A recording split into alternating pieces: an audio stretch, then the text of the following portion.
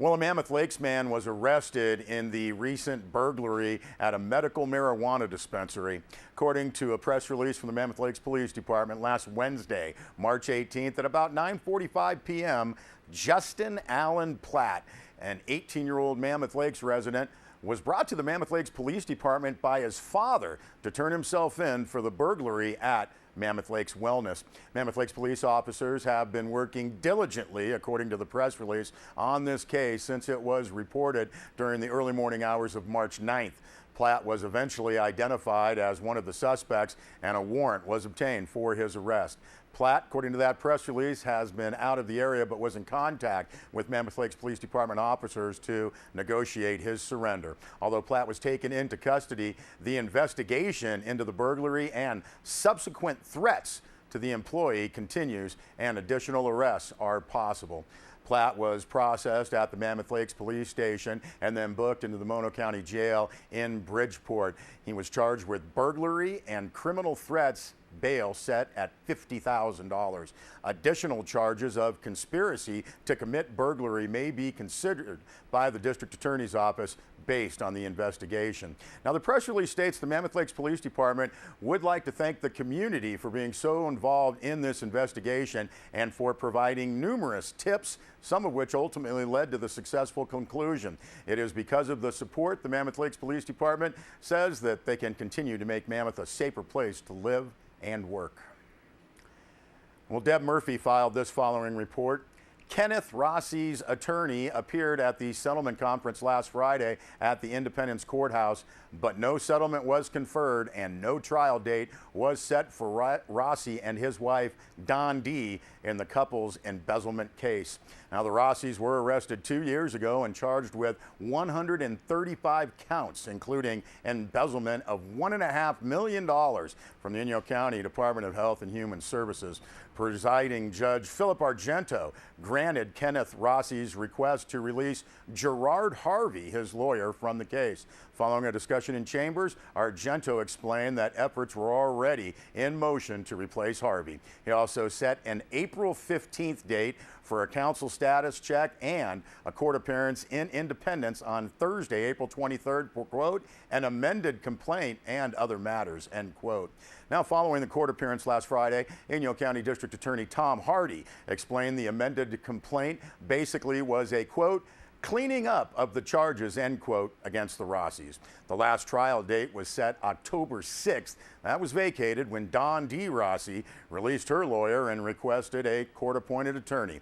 Late last year, the DA's office was anticipating a spring trial date. Well, many agencies combined to rescue an injured hiker over the weekend who was stranded at what's known as the Cleaver. Now, a press release from the Mono County Sheriff's Office states Mono County Sheriff's Dispatch received a 911 call regarding a hiker who suffered a broken leg in a fall near Matterhorn Peak, approximately 15 miles southwest of Bridgeport in the Sawtooth Mountain Range.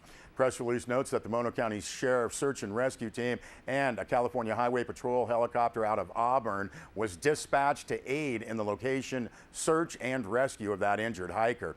Press release notes that due to high winds, the CHP helicopter had limited capability of searching the peaks and valleys above 12,000 feet, so a larger helicopter was requested. Now, just prior to dark, a rescue helicopter from Fallon Naval Air Station reached the search area and located the hiker at approximately the 10,000-foot level on a steep slope just below the crest of a ridgeline known as the Cleaver. It's 2 miles north of Matterhorn Peak. Now, the Navy helicopter tried numerous times to lower a medic to the hiker, but was unsuccessful due to high winds, the steep slope, angle, and darkness. Now, that evening, Mono County Search and Rescue personnel began hiking to the injured hiker's location. A larger helicopter and assistance from the Inyo County Search and Rescue Team was requested for Sunday morning, March 22nd. Now, while search and rescue personnel were climbing to the hiker's location, a California National Guard CH-47F Chinook helicopter from Stockton was able to lower a crewman to the hiker's location and hoist them into the helicopter.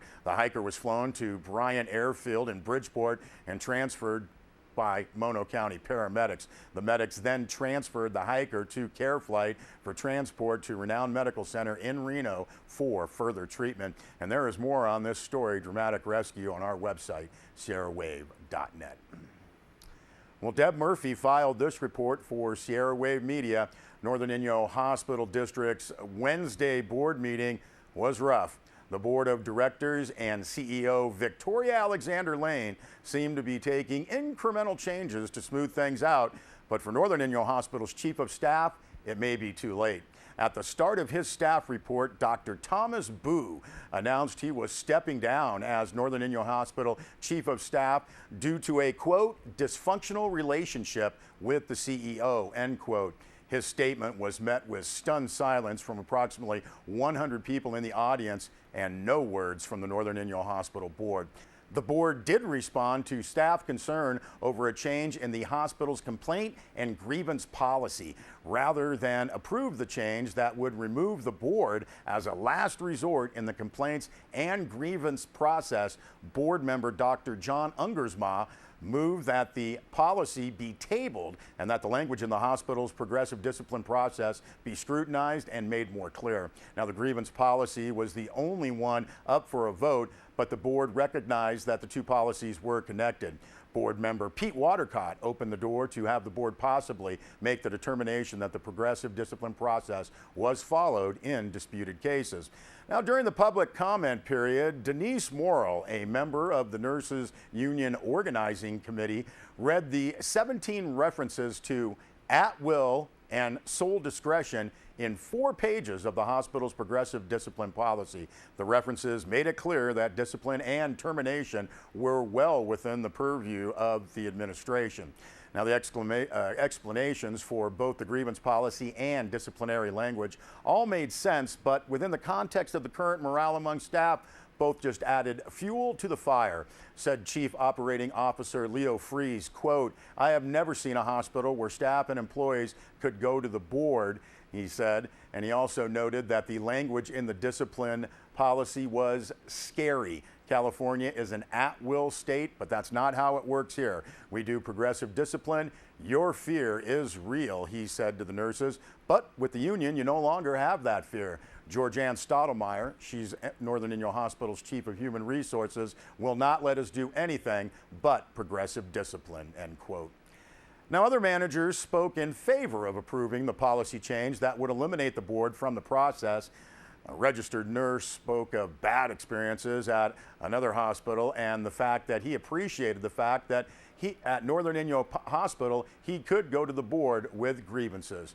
It was Union Organizing Committee member Helene Walvart who suggested that the language in the progressive discipline policy be fixed first, and Dr. Ungersma agreed. Now, another issue that has surfaced in board meeting discussions is the hospital's family and medical leave policy. The board and CEO maintain that staff who exceeded the standard 16-week leave were rehired at their former pay scale, assuming their previous job level was still open. That's not what the policy says, was the response from audience members. Now, toward the end of the meeting, Lane gave the board an update on the hospital's strategic plan. One of those items was a comprehensive communication plan, which she acknowledged was being worked on. The public comment period at the start of the meeting set the tone. Dr. Mike Phillips attributed the, quote, permeating fear, end quote, among staff on a failure of leadership and asked that the board, quote, see that this is worked out now. I hope you can fix this, end quote. Dr. Michael Dillon noted the number of perceptions on the part of staff, administrators, and the board.